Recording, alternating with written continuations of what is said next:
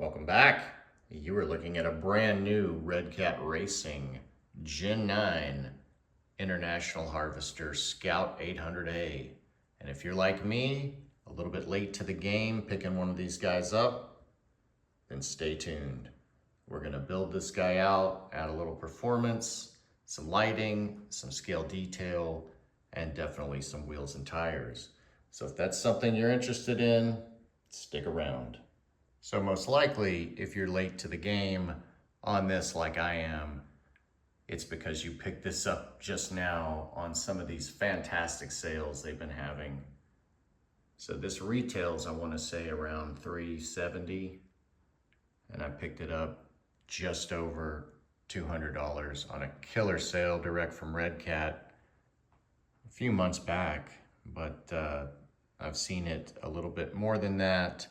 Still a great value, but couldn't put it off any longer at that price point. And man, you can just see the styling here. They did a great job. It's a Lexan body. It hinges at the back, but they've got the plastic lenses in there ready for LEDs. You've got the hard molded cage, seats, dash. You've got, you know, window cranks, door handles, everything, mirrors. And that's one thing I've heard, huge complaint that these mirrors are static and hard plastic and they break off in 2 seconds.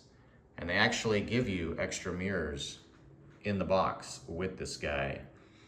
But one of the advantages of getting things on sale and also getting them after they've been out a while is being able to pick up some upgrades and some improvements. So let's take a look at the first few things that I picked up for this guy. So getting a good deal on a vehicle always leaves you some money left over for some immediate upgrades. So that's what I did here. I went ahead and picked up the Gen 9 lighting system for this guy direct from Redcat. And then lo and behold, look at this. V2 mirrors, door handles, and wipers, which I believe is really just the mirrors. So now we've got a two-piece swivel design. So Redcat actually listens and comes up with V2 designs, and I like that about that company. They've done that on quite a few parts. They'll hear some complaints, see some failures, and they'll go back to the drawing boards and come out with something better.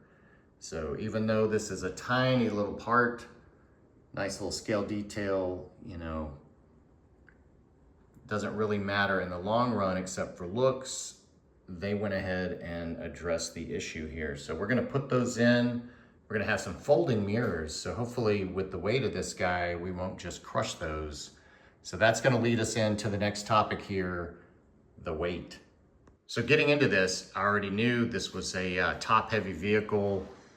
It's got long shocks. It's gonna have a lot of body roll and upper weight to control with that cage and all the plastic parts and inner fenders. So that had been a little bit of a complaint. So I've weighed this guy up and I'll put it on the screen, but we hit right out of the box like 8 pounds. So a heavy weight right out of the gate here. And I've gone ahead and weighed it again. And you may ask why. Well, I got excited and I've already installed some chassis low weight. So let's go through that real quick.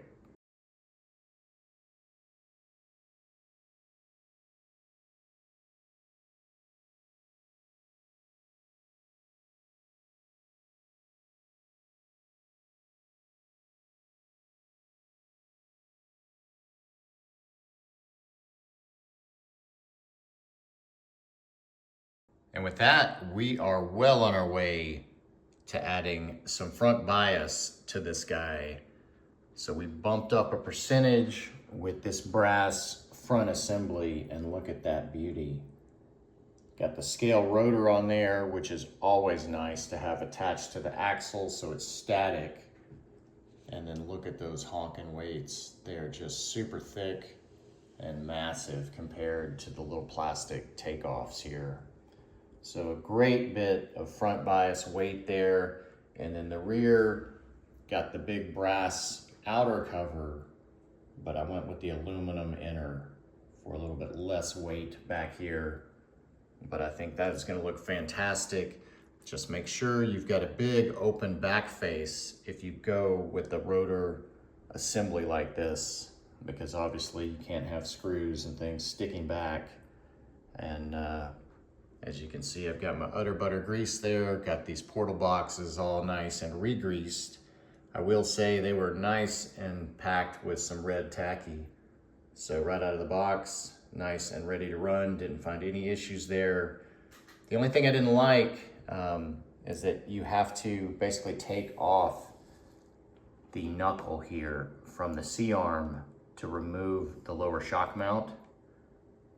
And then on the rear, be careful, you don't have to remove this portal, but you can see the back casing of that portal mount is the outer half of the shock mount. So when I actually reinstalled the portals without the shock attached, I had them on there too tight and I couldn't fit the actual shock back in that low mount. So I had to take everything off, loosen it up, get the shock in there, run the long screw through there, and then tighten it back up, put the portal box back on there. So a little bit quirky there. The C-arm on the front is now part of the axle versus the Gen 8. You could actually replace your C-arms separately. But if you want metal C-arms, you're gonna have to buy the metal Trio full axle. So the axles are still the plastic housings, just got the brass and aluminum ends there, front and rear respectively. But that is gonna be, I think, a first great step. And of course, there's other ways we're gonna add a little more front bias. But I think now we may take a closer look at the body and maybe a few other things I've got planned for this guy. Let's talk about the body mounting system. So for the Gen 8, they had the inner fenders on the chassis. Then they actually had another set of inner fenders on the body side, and they had Velcro. Of course, I replaced that with magnets, and I love that system. Very firm, very good connection, but very heavy because you've got actually two sets of plastic inner fenders. So on this one, they've tweaked it a little, made it much simpler. Of course, no body posts sticking up, but you've got these two swivel tabs that you can get to up here, super easy. And then you just have a simple hinge. And then the hinge is not connected at the rear, so you can just kind of pop this up. There we go. Of course, now we've got all this front weight tipping us forward. Let me scoot that back. But pretty simple. Let me see if I can get this on camera so you can see. So you can see the little hinge points back here, just those little curled pieces, and they just grab a little bar at the back. So easy to remove, at least now, without any light connections. But I think now that we've got the body off, let's flip over the chassis real quick before we get too far into the body. Okay, so one piece that I didn't really mention before, but I showed, is what they call this upper center link mount. And that makes no sense because it's really the lower axle side panhard mount. So it basically replaces a plastic piece of that same shape, just provides a little more rigidity at that point. But you can see that plastic C-arm that is just part of the axle there. And then you can see the lower shock mount just disappears.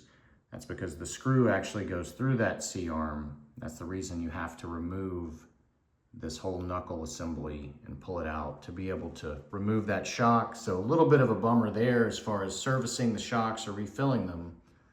But other than that, looks like pretty heavy duty axles here. And of course, they're using these now on the Ascent. So there's plenty of parts for these. It's not like they're going away. So it's nice that they're sharing cross compatibility between their different platforms. So not everything's similar, but main components are shared, which is nice. Let's talk about this body. So again, doing a little research, I heard some complaints about the edges, I guess the seam, vertical edges cracking on these guys. Some of them actually arriving cracked in the package. So again, I don't know if those were, you know, a year plus early releases and they've addressed it, but I've got no body cracks in this one. Stickers are pretty dang good. I don't like that they have the big kind of clear areas. I forget what they call that, but it's basically an alignment tool. So it comes over to like a horizontal line on the door. Look at these. I mean, just tons of plastic sticker around there. That one's a little crooked, but overall, like pretty, you know, I'd give it a 8 out of 10 for the sticker job. One thing I will say is watch out for these little visor windows here on the sides. These things are like razor blades. So I've already cut myself once on these. These are super sharp. Don't like that, but we've got some stickers we're gonna have to add to the interior. This does actually have pedals in there. So this whole interior is gonna have to come out for me to get access in there for the stickers, and I think for another good reason here. So let me flip this body over. One other little thing, there's a little dimple here, little blemish on the body. But like I say, can't really complain too much. I've definitely seen worse RTR sticker jobs, and they got this one pretty good. Everything is aligned pretty dang well. So anyways, let's flip this guy over and take a closer look underneath. So starting at the front, you can see these little swivel tabs here. So they make it just super easy to lock the body on and off. And then we've got these nice reflector light buckets set up for the LED light kit that we've got. Actually, the interior dash is set up for LEDs, so it's another reason we're gonna have to pull it.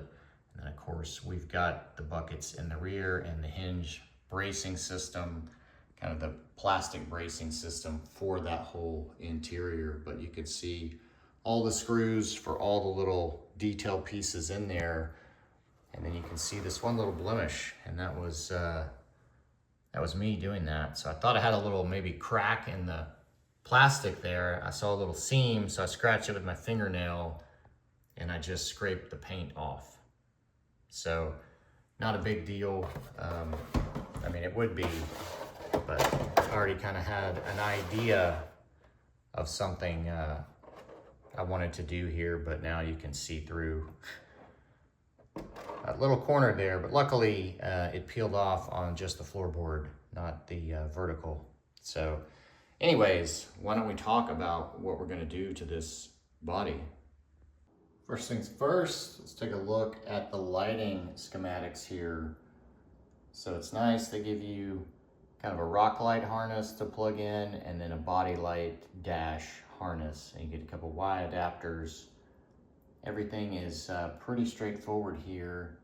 And they actually give you some jumpers, the K2, K3, K4. So you've got some jumpers you can install in different ways to get the brake lights to react different ways. Of course, the left turn and right turn are not used.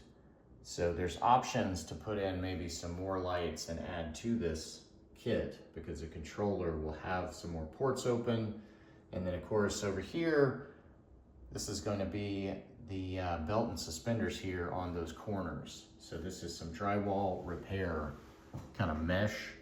So it's got a metal backing, but I don't think I'm going to use the metal. I've done this before. I think I just use the mesh, stick it on there, and then fill it in with shoe goo. So we're going to try to reinforce the front and rear corners of that body for a little more rigidity. And of course, we're going to do a lot of wiring here. So I think the first thing we're going to need to do is get that interior out. Well, figured I'd go ahead and get my drywall work done before I got the interior and light buckets out of here, just to make sure I avoid what I need to. But super easy. You just cut that mesh to fit. It's got a little adhesive. You can stick it on there.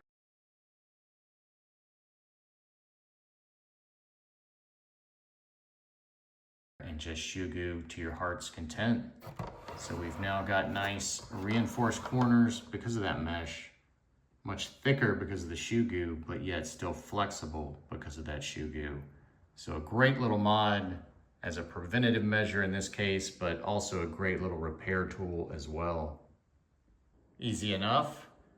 So this interior is actually held to the body on the sides at the mirror attachment and the handle attachment.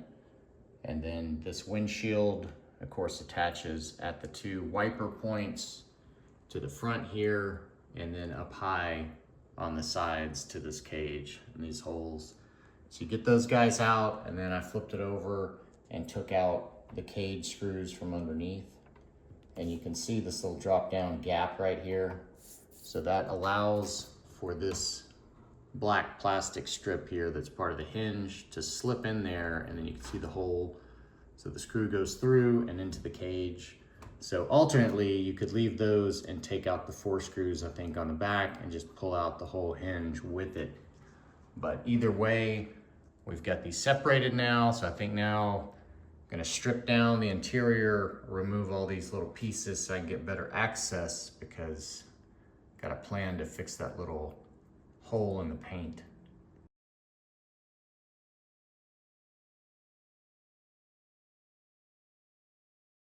I'd say that's progress. Back with a whole new interior here, basically. So as you can see, ended up with a sweet little two-tone scheme here to get rid of that little hole through the paint there that I scratched with my fingernail. So that must have been somewhere where the Lexan was not clean and the paint just kind of bubbled and wrinkled and didn't stick. But of course now, problem is solved. So one thing I did was go ahead and wash and dry the body with detergent, and that just is, you know, like I said, to make sure there are no oils on here. And then as you saw, I used some Tamiya PS paint for Lexan, so that should have no difficulty bonding. But I think it came out really good, leaving some key features in there body colored, as I think it would be. That nice big console will make the shifters pop. So I think now, I got some stickers to get back on there, maybe pop in those LEDs in the dash, and then quite a bit of reassembly.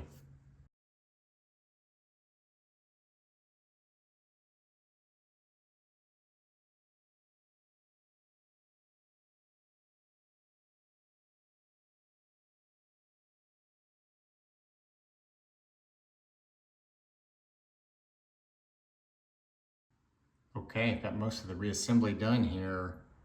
Just take a quick peek, and wow, it looks really good with that gloss aluminum. Kind of matches the dash, the pedals jump out, all the handles pop. So really now working against that darker interior. So just really digging that two-tone. Got the door cards in, the front mats, and I left out this rear mat because this rear seat may eventually come out for some gear. But left off the speaker pods as well. So just kept it pretty basic. I think the dash is going to be the star once that thing gets lit up.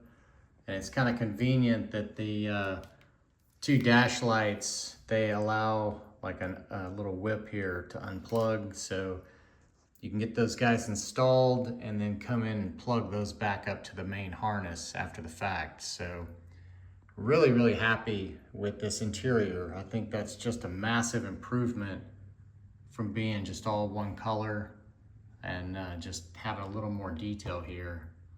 So super happy with that. Well, I was about to do a little testing of the lights. Realized we haven't even looked under the hood really, or turned this on for a quick test. So let's take a little look here. This is 2-speed, so you can see that little micro shift servo there that controls the linkage. And then we've got a brushed Hexfly ESC, and then I think this is a 550 can, 55 turn brush motor from Redcat. So that is the stock system there, and it's a Dean's connector, and I do not run those, so I've got this little converter. You can get these off Amazon to go XT60 to Dean's. So we'll use that to test, and then you can see here on the batteries, I've got this odd man out laying on the table. So that's another little quirk that I read. So I put a brand new battery pack in the radio, and it just started beeping intermittently. And the solution that Redcat tells you is to put in a used battery. So I pulled out one of the new ones, swapped in the used battery, and that beeping goes away. So it's some kind of voltage detector, but it's somehow thrown off if there's like a full brand new battery pack in there, a 4. So just something strange. That'll get rid of your beep. Just throw a used battery in there with your 3 new ones. So anyways, we're gonna get this 3300 LiPo in here and fire this guy up, take a look at the 2-speed and the shifting. There we go. Let's try this guy out here.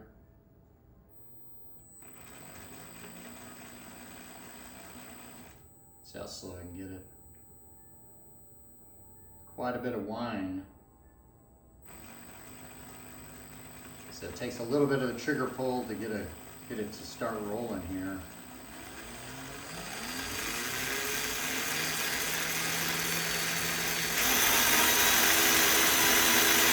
So that is low speed, obviously. So now we just shifted.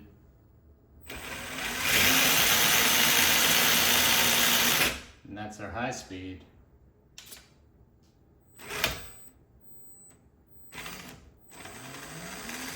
So a little catch there. And I've heard a complaint on the gear shifting, and I think most of them were at a rolling, gear shift, a grind, but the manual clearly says come to complete stop and then shift. So that was smooth.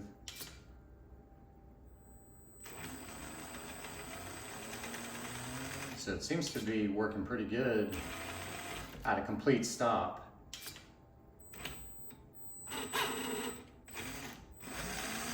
Right there, it looked like it didn't fully engage.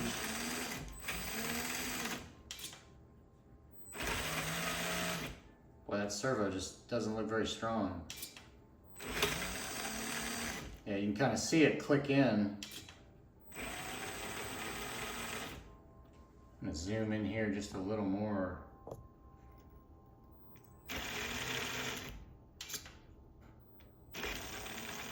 Yeah, you can see it kind of move there at the end. So it didn't look like it went far enough. And there it goes and moves a little further. So maybe it's just dependent on where that gear mesh is when you shift. And if you're not meshed, it can't fully engage. So then when you start rolling, you get that little extra bit of movement on the servo. But, really, I can't complain too much. It seems like it's working as intended. Let's look at this servo. So not super fast. Pretty good steering throw there. Not too bad.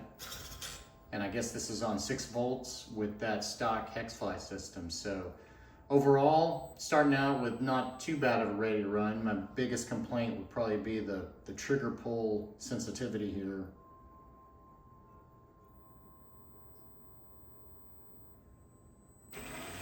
Yeah, and the ESC whine, so quite a delay there. So maybe we can do a little something about that. So I may have a build surprise coming up.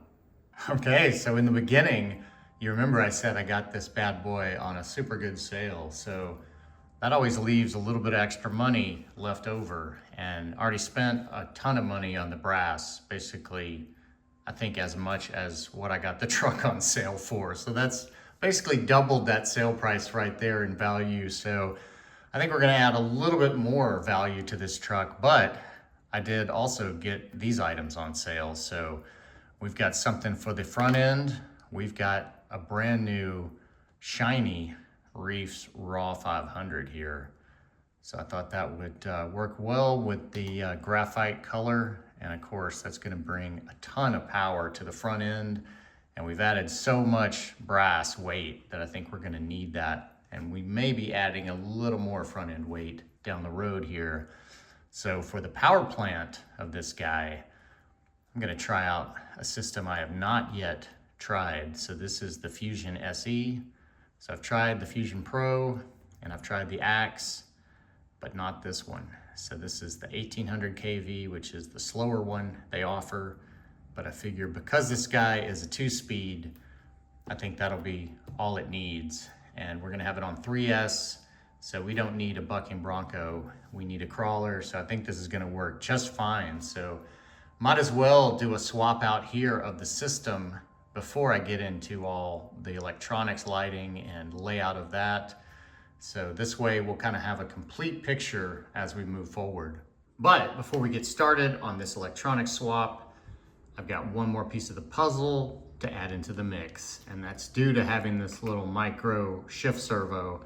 So if you've got a 2-speed or a gig or front and rear locking diffs, you've got the little low powered micro servos. So they don't need to do a lot, so they're pretty weak, and they're rated usually at like 6 volts. So if you want to push your main servo to its full potential, which I definitely do, we're gonna have to get around these little guys. So let's take a look at the specs here. So pretty impressive at 6 volts, 450 ounce inch, and 500 7.4 and 565 at 8.4. So wow, this is a monster if you get it fully maxed out at 8.4. So that's even more than this quick run Fusion SE can do. I believe it's a 6 volt or 7.4 volt selectable BEC. So to solve the problem, I picked up another new item to me, another item I got on sale. So I've got this new easy 8.4 volt BEC from Reefs. So this is a great little plug and play option here. And then I've got the hookup here to the XT60 for it. So should be no problem tossing this in the mix, and it ought to do exactly what we need. Leave the 6 volts going to the little guy and put 8.4 going to this guy. So that ought to be really, really impressive here once this is installed. So crossing my fingers, there won't be any hiccups, but I'm gonna get to it. Quick look at this motor ESC combo. And we'll take a look at the specs. A little correction here. I said this was the slower of the two, but you can see the 1200 kV is the slower. So this is the faster. I picked them both up. I've got the slower one for a different build, but you can see it does have that 6 to 7.4 adjustable BEC, continuous current at 4 amp, but either way, that still would not bypass this little shift servo, even if we kicked it up to 7.4. So have to run this guy at 6. So nice that we've got the 8.4 BEC, but those are the specs. Making a little progress here. Just wanted to share how easy it is to get this servo out from below. So once you take the fenders off, they actually screw through to these shock towers, which is this whole plastic brace. So now you can just slide this forward and then get access to these guys. And of course, I've already got all of them out but one, but super easy. Just take off the fenders and now you've got some play in that thing. Got the servo out, more good news. Lots of Loctite from the factory on the servo horn to the servo and to the drag link. So of course I'm swapping over the metal horn here from the other servo, fits right on there, no problem. Because unfortunately Reefs still doesn't give you any metal horn with the servo, you just get a bunch of plastic ones. But anyways, I'm liking what I'm seeing. I'm seeing Loctite, seeing greased gears. So that's nice. If you're not gonna tear it apart like me and kind of redo everything, you're starting out with a pretty good little ready to run setup here with some confidence. Okay, powered up the servo, centered it, got the horn on there ready to go. And then to get at this motor, super easy here. It is just one screw on this little cover, and that pulls straight up and off. And then it looks like we can get to the 2 mounting screws for the motor, pull that guy right out before we get the servo blocking it. So we'll do that little motor swap, little pinion swap, and be able to get that servo back in there. Okay, got the motor installed, got the pinion on there. Nothing has any Loctite yet because I want to do a little test here, make sure the mesh is good. So we'll watch that hex there in the lower left corner and of course the pinion.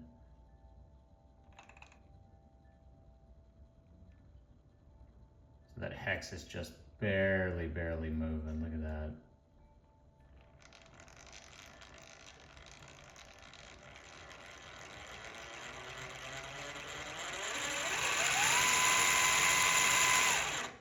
Nice, super slow crawl.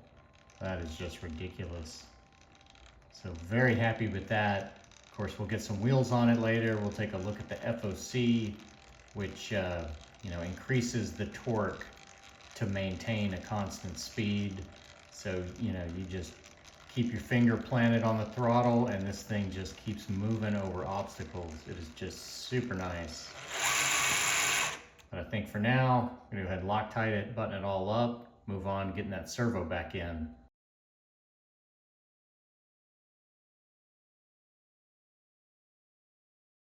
Finally back to where we left off here. So about ready to test the lights. Super easy to plug in. You've got two different harnesses there.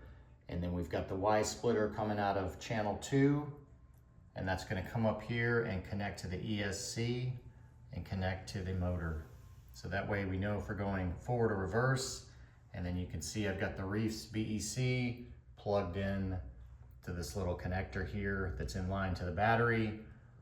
So then it locks into the servo here, and then the signal goes to the actual receiver. So no power is going to the receiver from that BEC. It's just powering that front servo. So that's the setup there. So everything is plugged in except for the dash. So I'm gonna go get the interior, get a battery, and we'll get this guy tested here. Man, can barely fit all of this in frame here. Go ahead and get this turned on, get this powered up, and you definitely want to unplug your battery because you've got that BEC directly connected, so never leave it connected. All right, looks like we are working on power up here. So there is no switch to turn these on and off, unfortunately, but it looks like we've got the dash lights working. This is our headlight strand up here. These are the rock lights, brake lights, and these must be reverse. So let's give this guy a little power. So brake lights dim. So that looks like it's working. Let's check the reverse. So I like that. A little creep, they don't come on. Give it a little more power, they actually do come on. So that's kind of nice. They're not always just popping on. So you got to give it a certain amount of power. Brake lights, awesome. So very happy with that. So let's check this BEC to this servo now. Look at that. That is insane. So I've got this up at 100% steering throw. So that's as good as we can get with the stock controller. I don't have any endpoint control, just a dual rate, but looks good so far, nice and centered up. But I think now, with everything working, it's time to start getting all this stuff in its home. Still no interior in, but I'm making some progress here. I figured it might be a little easier to get these LEDs in and get the little clamps screwed in without having the interior. And by the way, the hardware and the clamps, they come with the truck, not the LED kit. But you get everything you're gonna need to get them installed. While I had it flipped over, I went ahead, added a little more drywall tape reinforcing shoe goo kind of at the nose corner. And then I did the same on the rear. Why not? I just took it a little further up the side here, make sure there was good coverage. And you can see that little rolled up purple piece of sandpaper in the actual housing.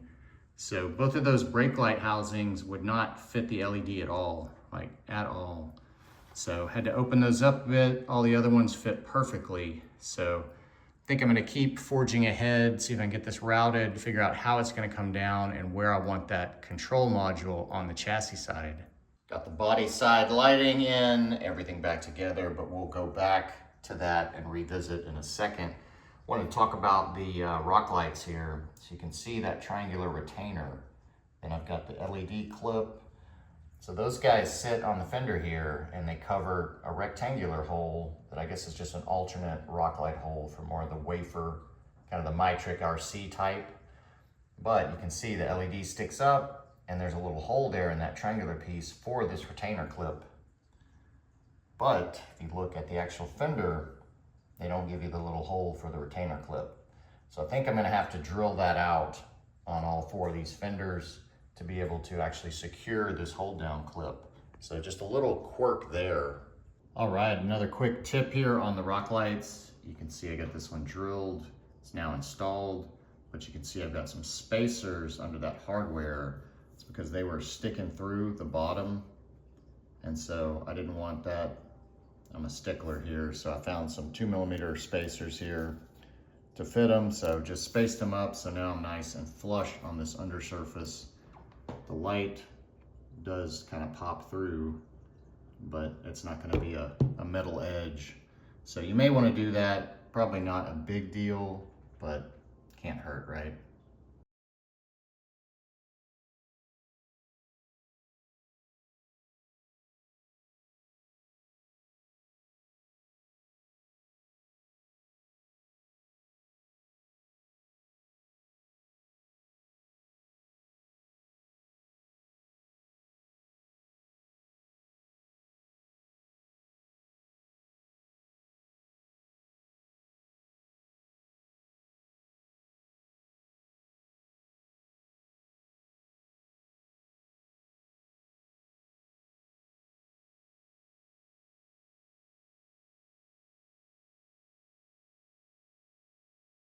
Well, the chassis side went off without a hitch. Very happy with that. So I came back to the body side, and we'll take a quick look at these V2 mirrors. So look at that, nice 180-degree swivel there, and then the handles. So all of the V2s are thicker and reinforced and longer pegs on the handles, just beefier overall. I'll show a little comparison shot. But I went ahead and installed all of it, and then the wipers, not that I don't think the wipers will make much of a difference as far as a V1, V2, but these mirrors, that's a game changer right there. So that's definitely what you want on a crawler, is either rubber mirrors or swivel mirrors. So now that we've taken a look at that, let's flip it over. So I got everything in, and I was coming in here to get my wire ties and kind of wrap it up. And what I realized is I think I'm gonna have to extend my headlights. So you can see they're pulled up. So if I had them secured, that's my plug point. And if I rotate back, I'm not gonna be able to open that body very much. So that's no good. So I kind of wanna have more slack to open it. So I think I'm gonna just add an extension for this interior, but I'm gonna have to cut and solder this headlight. And then of course the rear has plenty of slack because it's already kind of back here. But anyways, that ought to allow the body to open further than it will at this point.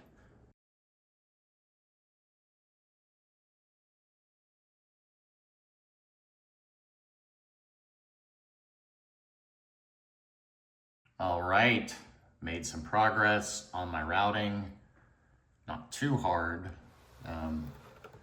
You see I just got a lot of the slack doubled up in that back hinge, zip tied it there, got a couple of these little stick down points, and then most of my slack just goes into the crevice here.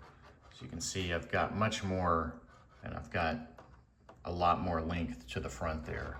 So that ought to be just fine. So hopefully it'll coil in and then it'll plug just like that. So that's the plan. So you know what's next. I'm gonna get this guy mounted up to the chassis and see if all these still work after bending them. So that's one thing I didn't mention. You've got to kind of bend these down, and they're pretty stiff LEDs, and they're kind of soldered up right there at the bulb. So it makes them kind of difficult to bend. So you can see they're not fully flat, they're kind of curved. So take your time with the LEDs. So we're gonna cross our fingers, they all still work. Well, the fitment is good so far. And I figure before we turn it on, I'll show you the underside. So you can see those lower, I guess those are the reverse lights there. You definitely have to fold those guys in to avoid the hinge. And then the uppers, you know, they could come out straight. You can see where the fender kind of comes on the body. So you've got quite a bit of space above those fenders within the actual, you know, Lexan there. So quite a gap of height. So you don't have to worry about your clips hitting your inner fenders. So that's nice. So you've got a lot of opportunity on how you want to route that and set it up. But overall, pretty clean from the bottom side. So I'm gonna get a battery and let's test this guy. All right, looks like everything is functioning here. Let's flip this around to the front. You can see his nice headlights. Of course, these are not strobing in real life here. It's just an effect on camera. Same with the rock lights. Must be a frequency of the LED because the brake lights, the red doesn't do it. So let's check the functionality here. Very nice. So everything works. Dash lights lit up. That looks really good. Nice little touch there. So I am super happy with that. So let's open this up. I'll show you how easy that little whip is. So that all just ends up tucking in that little slot between the interior and the body edge. So you just kind of tuck it in there as you close it down. Boom, could not be easier. And then you've got the clips at the front. So super happy with that. So wonder what is next. Well, as good as this thing looks, I think it's time for some wheels and tires. But before we get to new selections, let's take a look at these stock wheels and tires.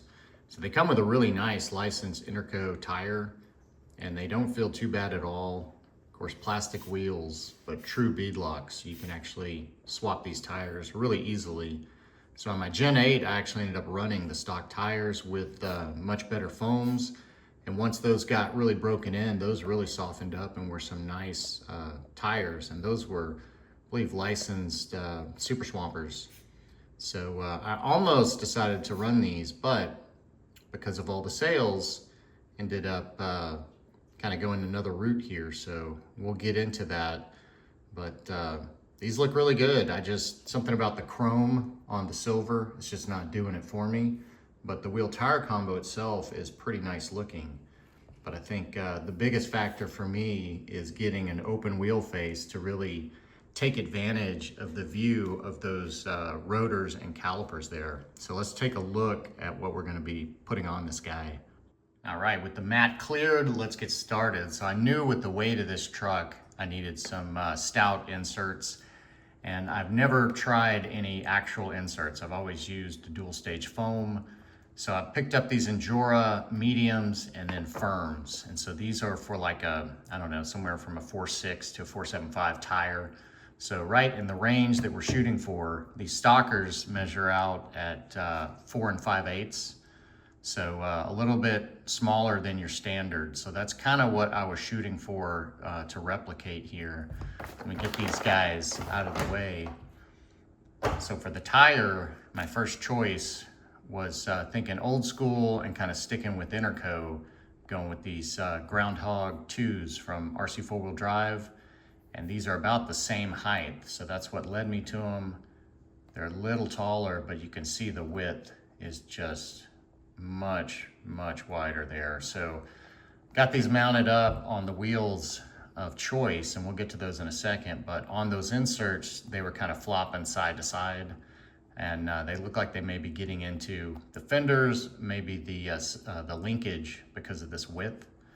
So I think these may get kicked over to the Gen 8 as some alternates. I think they'll go great with that old school Scout as well. So putting the Groundhog 2s aside, I'm gonna bring up another sale item here, and I'll show you the bag first. So these were some fossils. So these are 4.75 soft rock terrain tires, and when I say on sale, they were like, I want to say $4.99 for 2, so just insane.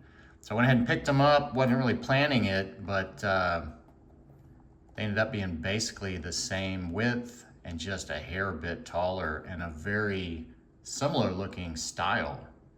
So just thought, hey, let me go ahead and test fit up. And you can see here, I've got a blue insert in there. And for this wheel, this is an SSD 1.9, what they call the trail spoke, I guess.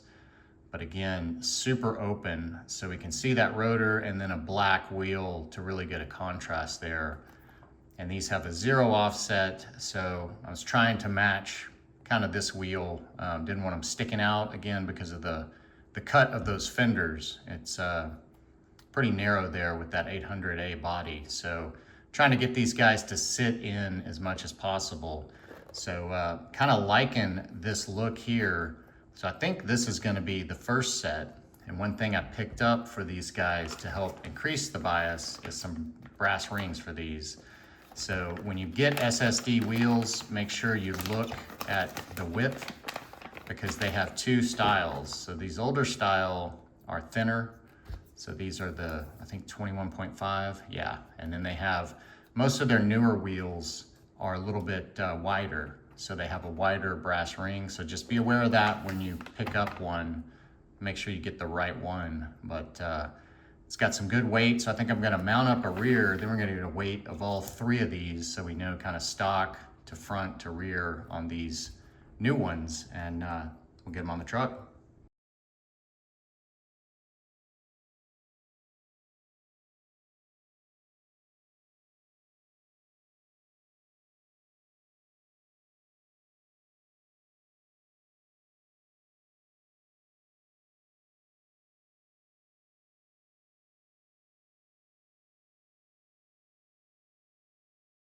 Man, does that look good. Wow. Really, really digging these black wheels. And look at that. That nice rotor and caliper fully visible through there. So exactly what I wanted there. And as you saw, we did gain a percentage for this front bias, and almost a 10-pound rig, just right under. So a weighty sucker, but man, it's looking good. And you'll notice here on the front wheels, there is no locking SSD hub. So on these guys, they have the little red locker, but that takes up some depth inside. If I could hold that.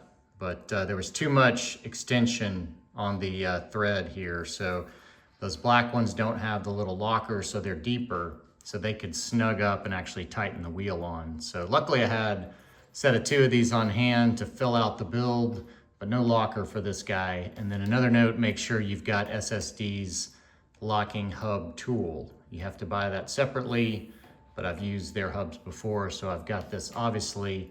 And then this little guy I'm pointing with is MVP here. So this was my tool to change out all this scale hardware to the silver.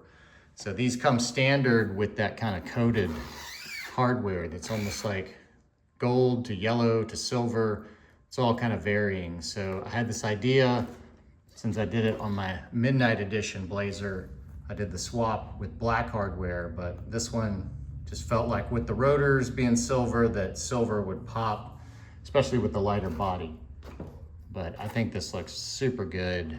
And it looks like the sizing is just tucking right in. So these are about even with the edge of the fender flares. And it looks like I'm gonna probably have to do just a smidgen of trimming there. I think I probably would have had to anyways, but man, super happy with this first set. Yeah, looking at this, I believe there's gonna be quite a bit of trimming here. We're at about a little under 5 inches flex on the rear. Front tire is touching the ground on the other side. So this is about maxed out.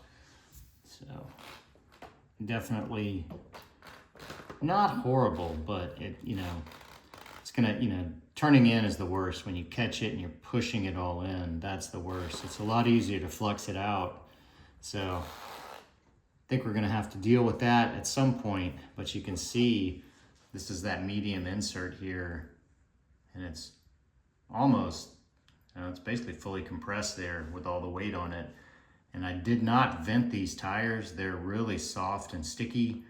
And just from mounting that one up, it looked like they were reacting just fine without being vented. But that's one of the advantages to these inserts, is they're waterproof. So you can vent your tires. You don't have to worry about those degrading. So I'll just see, I may end up venting them. I don't know, we'll run them like this for now, but definitely gonna have to address the body a little bit here. But before we do any cutting of any body, might as well get another set of wheels and tires on here. So these weren't really planned either. It's happened to be another awesome sale. So these guys were not $5, but they were half price. So I think that put these at 15 bucks. versus I think they're usually 31 for 2. So really good deal. So I went ahead and picked them up, and these are 465, I want to say like 1.85. So a hair bit wider, but a little bit shorter than the 475s that we just put on there. So hoping these will work. They've got a super stiff foam because this is the X2S3 compound, which is super soft, super sticky, very thin, very floppy. But I thought these BFG KM2s would look really good on it, pretty old school, but also kind of that resto mod vibe. So speaking of that, picked up another set of SSD wheels. Again, since the sales were going on, and you can see these 5 slots are gonna have a lot of open viewing to those rotors. So it's gonna be really nice. So these are the steel wheels, not the aluminum. So a little bit more affordable than some of the other SSD wheels, but they are the wider. So they take the 25 millimeter ring. So that other one was a 21.5. So these are the wider ones. So keep that in mind again, and then you can see I'm gonna go with some Little Nova 475s in these to kind of overstuff them since they are that soft compound. And I'm doing a medium and a firm. So that ought to be a pretty good setup. I'm not gonna vent these guys and just let the foam do the work. So got a little bit of work to get these mounted up, weigh them, and we'll come back and see what they look like. Second set's mounted up. Wanted to mention a few things here though. So take notice as you're mounting these. You see they've got a black letter sidewall, and then they've got a raised letter sidewall as well. So if you wanted to use a paint pen and white that out, so that's pretty scale right there. So you get the option of what you want to run. So of course, we're gonna run the black wall on this guy, but make sure you pay attention. So I've got these foams in there, and they feel probably firmer than these inserts. Definitely the fronts, you can see that squish on the truck. But like I said, this is super soft and thin compound, this X2S3. So I did want some support on that, and you can get more support if you leave in the tuning ring.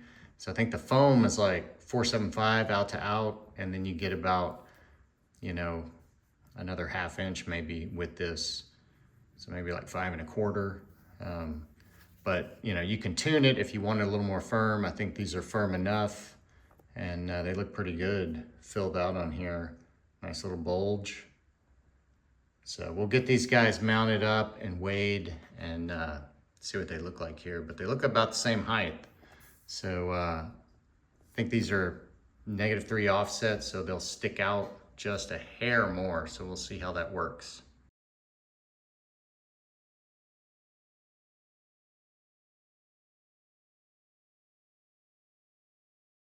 As if it couldn't get any better from that last set, and here we are, man. I am digging this full blackout. It looks super sick, and that 5 slot, you can really see the rotor and the caliper through there. So that looks super good. Definitely a resto mod vibe. Really liking these BFGs on here, just the look of them overall.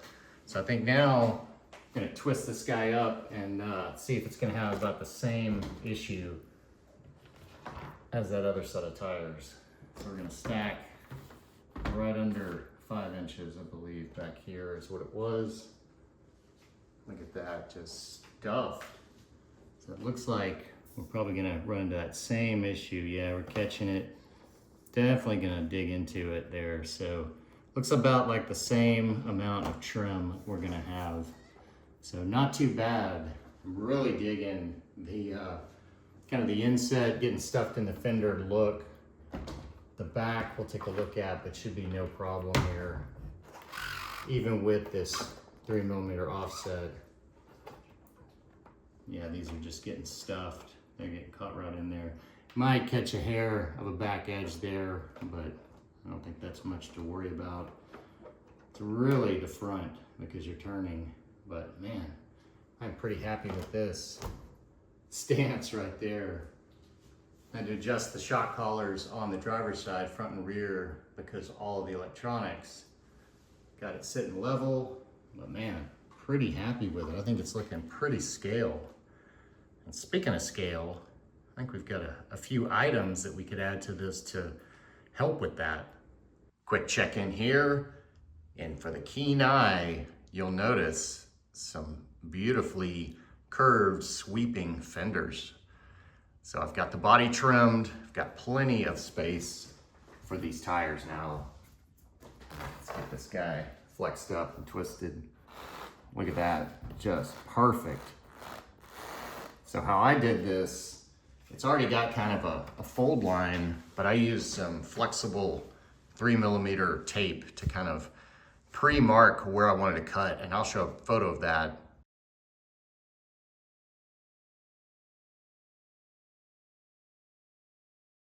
And when I taped it and really had a bold line on this nice curve here, it really accentuated how poorly they trimmed the fenders.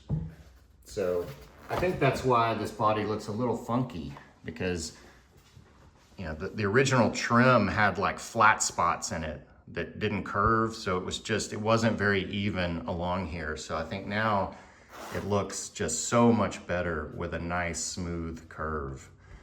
And I'll flip it around here and you'll notice the first little bit of scale detail. So I've got not my first choice, but my third choice shackles on here. So that's one thing I wanted to mention, that not all shackles are created equal. So these are super wide mounts on this bumper. So originally I wanted some silver, so I tried the Hot Racing, didn't even open those because they were so skinny.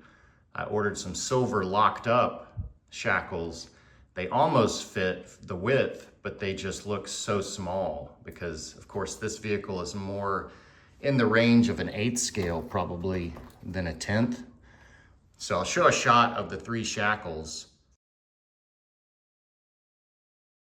But these are just kind of the cheapo, maybe Injora, AliExpress, but they're really wide, so they give you, you know, the looseness that you want and they fit on there. So you can sometimes spread these for a little bit of wiggle room, but if you spread them too far, your bolt won't go through because these guys will be at an angle. So the other option is to shave down the plastic mounts, but then you weaken those.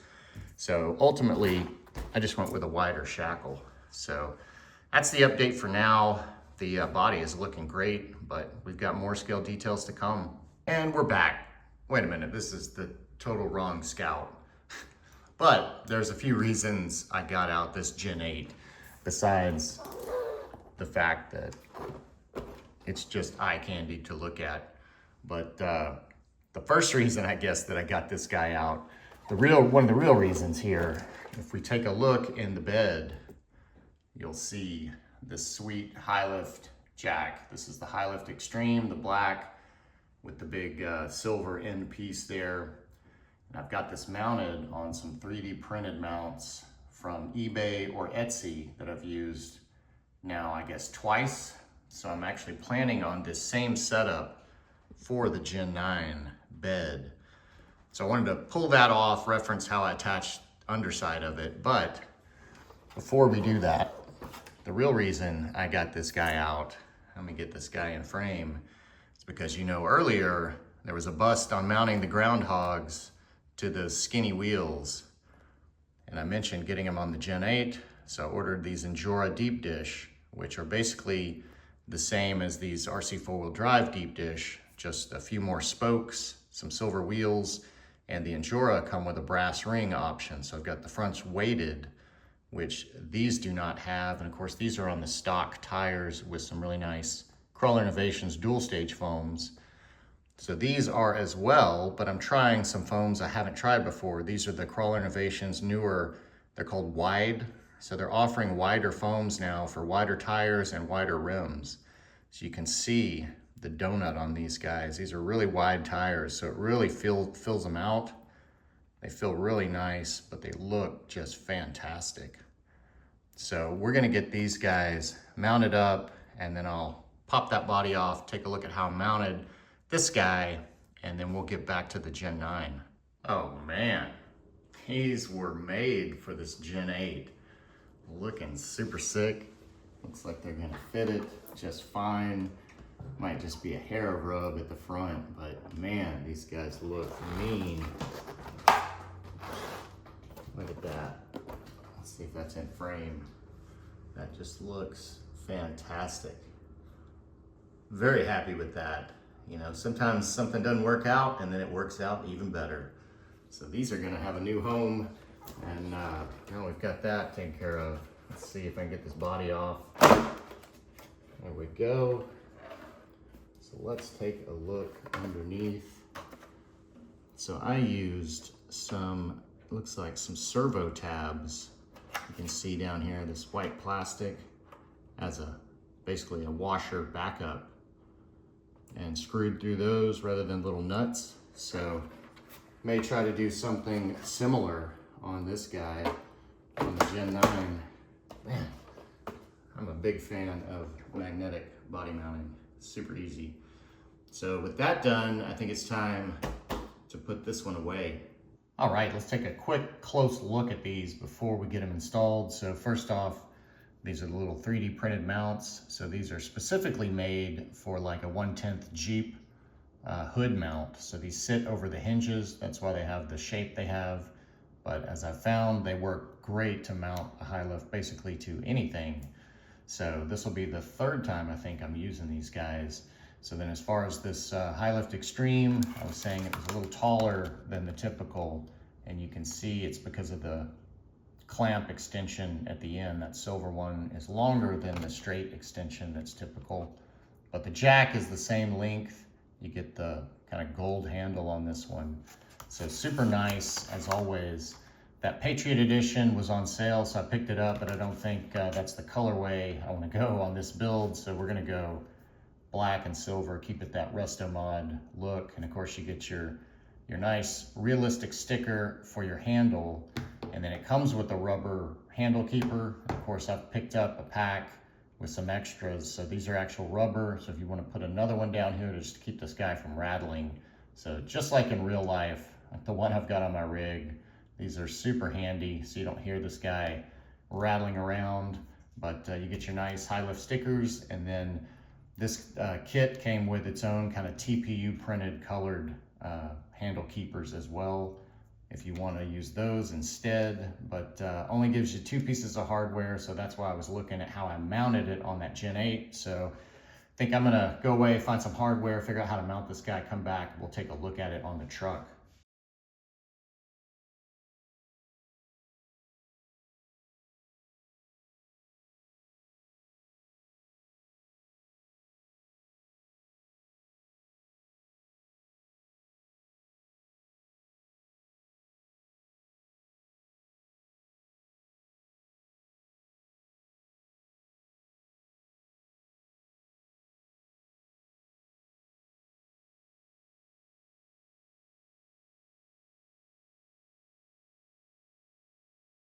All right, got this guy twisted up, got a great view inside so we can check out this scale gear.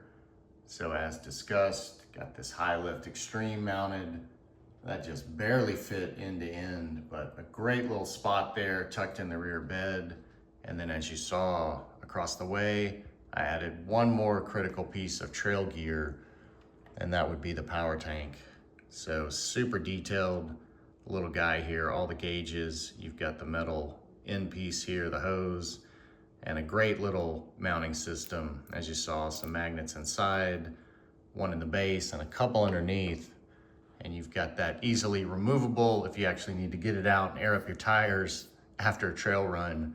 And speaking of tires, you can see I swapped on these BFGs and the 5 slots. And part of that was to check clearances here on the front. And we are money with this fender cut, as you can see.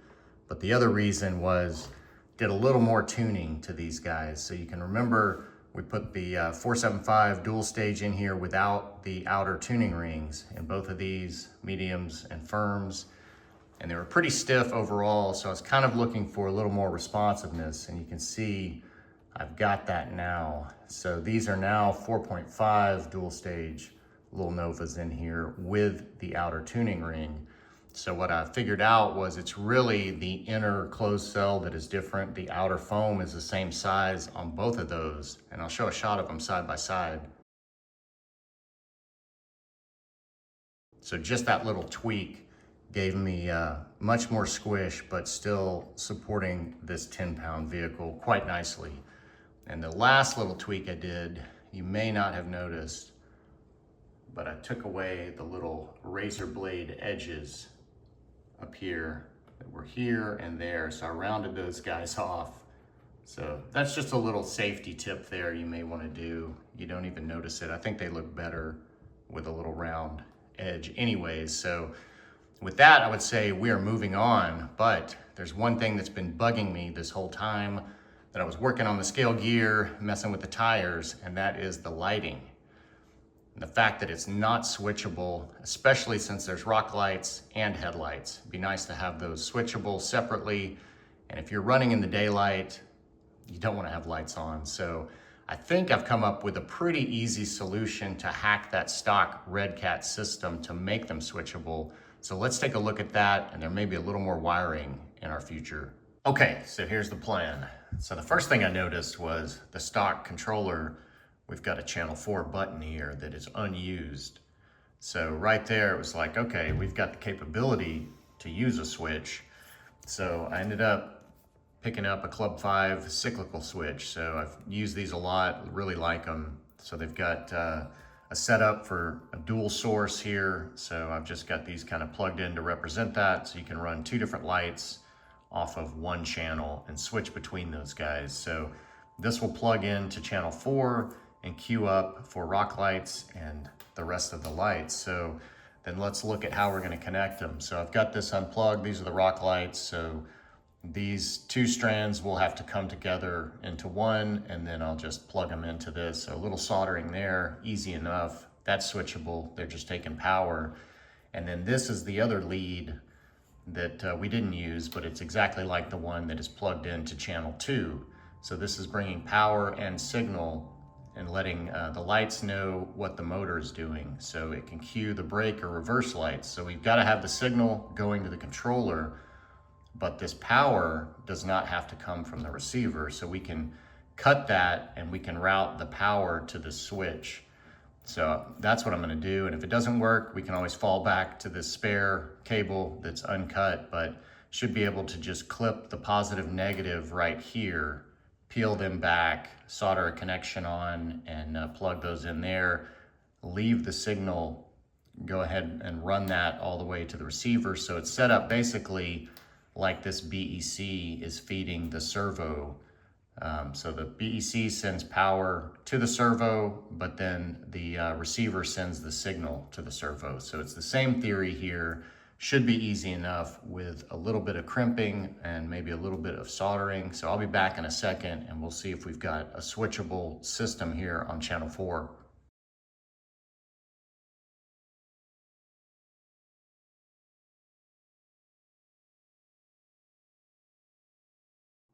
Well, that was easy. Let's take a quick look here before we test it. So not much changed in the layout, as you can see. I just had to shift that BEC over to the right and up a little to make room for this switch. And then you can see on the, I guess the top of the switch, I've got the rock lights, and the bottom plug, I've got the split for the light controller. And then you can see that white cable going on down here to the Y splitter. So we get power from the switch, we get signal from the receiver. So I think it's time to get this battery plugged in, get the body on, and see if my theory was correct. Okay, we are queued up, ready for a light test. So let's give channel 4 a first click here. There we go, we've got headlights, we got reverse. Looks like brake functionality is working as well. Let's give it one more click. So we've got headlights off and we've got rock lights on. One more, we've got everything on. Excellent. So super easy to do. Not sure why they didn't build in some kind of functionality like that, but you can see super easy to hack into the system with a dual cyclical switch. So I think now I've got a lighting system that I can be truly happy with. Well, scratch that. I just noticed I've got a rock light out. My passenger side front here, so that's the last light in the strand. So that should be easy to replace. I don't know what the deal is. I didn't notice that earlier when I tested it, but it shouldn't have had anything to do with rewiring. I wonder if it's just due to when I, folded it over. I don't know, but gonna have to investigate that guy. I can't have the front, missing a rock light there. So other than that, pretty happy with it. So, always something. So a little repair coming up and then moving on. Okay, I may be in luck for a fix. I found this old 4-strand that's for a roof rack light. I picked up a while back to use the lenses on something else. So those are 5mm.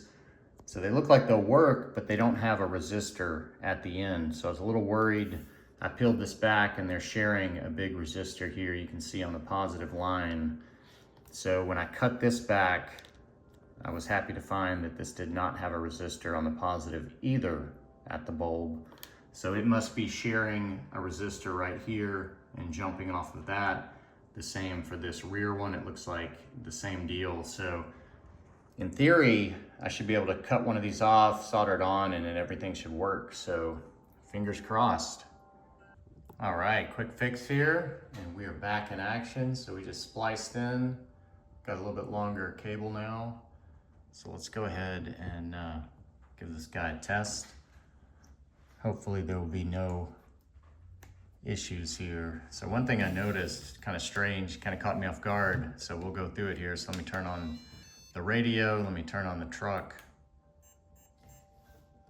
So I get the flashing light here and I get no motor response.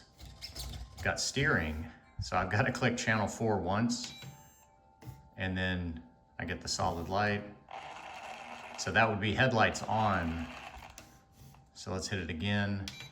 That's rock lights, look at that. I've got my 4th one in action now. So then that would be headlights, so everything on, and then that turns them off. So now with everything off, it still works. So it's just that initial time when you turn it on, you've got to hit 4 to activate the motor. But beyond that, you can have them turn back off like they are now. Let me switch gears here. So everything seems to be working just fine. So you know what that means? I think it's time to do something fun and something easy. And that, of course, would be wild cards.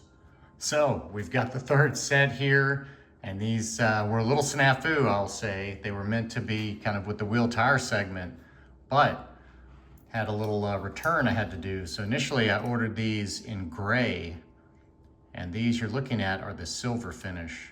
So the gray I got ended up being very blue. So I sent those back without opening them. They just weren't the colorway, but these silvers look great.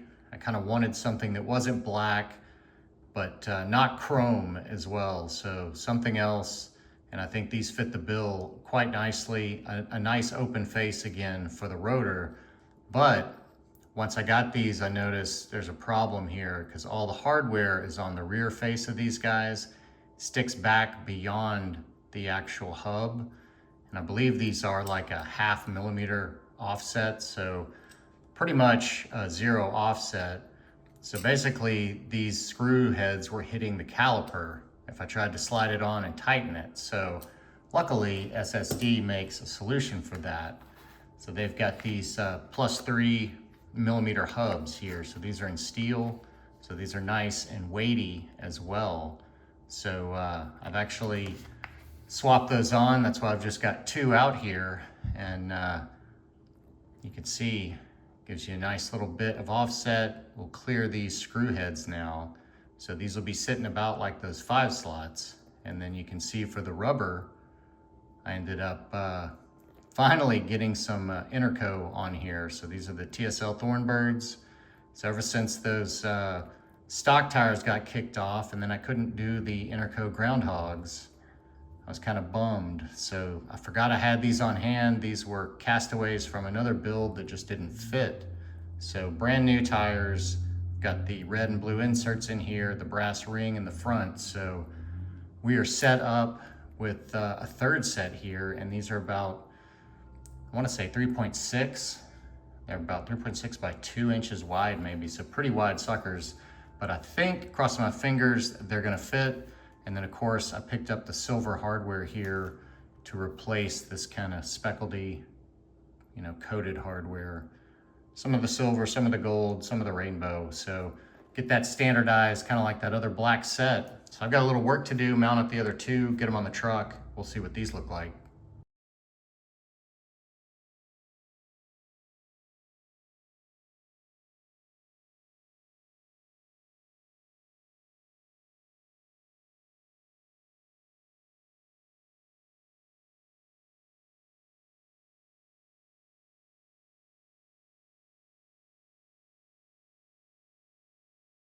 Now that's what I'm talking about.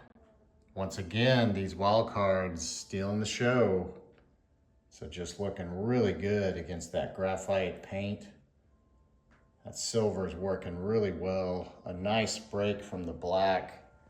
You can still get the rotor and the caliper through there. And man, just super happy to get some Interco on here. And for me, Thornbirds are always the way to go. I just love the nasty look of these things. Just super chunky, got those massive side biters, but just super stoked on the look of these guys. And as you saw, definitely the heaviest set here. So these guys pushed it almost to 10.5 pounds. I think it was a 55-45 bias. Got a little more weight in the rear, I guess, with those steel hubs. But man, get a battery in this thing, this can be pushing 11 pounds. So a heavyweight for sure, but definitely a looker. Wow. So why don't we get this guy twisted up, double check the clearances here with these cut fenders and knoppy tires. All right, before we do the clearance check, I want to give a shout out to Radioactive Scale RC, Dwayne, for recommending these guys. This was the MVP tool after putting in, you know, 80 of these guys, taking out, well, I guess taking out, what, 80, putting in 80. So 160, well, the other set of rims. So 320 little micro screws. Definitely get yourself a little precision driver. And this set he recommended for the, I think it was the Blazer accessory kit for the engine bay. It comes with some scale hardware. So that's why I originally picked this guy up, but it has come in handy, as you see, for other bits of scale hardware. But nice to have a driver rather than putting those little tips onto a regular driver. That's always a little bit of a hassle. So why don't we go ahead and twist this guy up now that I've given the shout out there to Radioactive Scale RC. And if you haven't checked out his channel, definitely do. Oh, we're looking good. Nice and stuffed right there on the front. And bring this over. Let's twist this up, see if we hit. Look at that, just kissing it. I wouldn't even be worried about that. Man, that is fantastic. With these big lugs, I was a little worried, and especially with that offset pushing them out now, but look at that lug, just barely catching, super soft, no problem. So I think that is gonna work. So very happy with that, and man, that looks good, twisted up and stuffed. Let's go ahead and twist it this way, no issue right there on the front nose. Man, that's looking good. Well, here we are, all three sets of wheels and tires on the table. So that must mean one thing.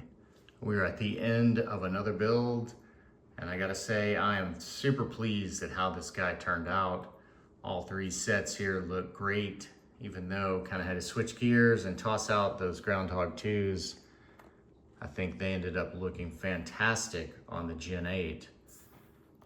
And the sub ends here with the Interco TSL Thornbirds are just fine with me. And just, you know, again, worked out perfectly. Totally forgot I had these on hand, and they just ended up being the perfect size here. And just loving this swooping fender cut. Just nice and smooth there. Just, man, I think that really just made it as far as the look.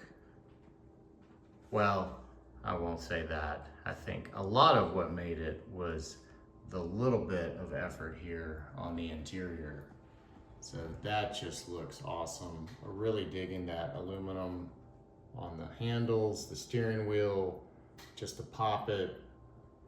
And of course the scale accessories, no doubt, look great.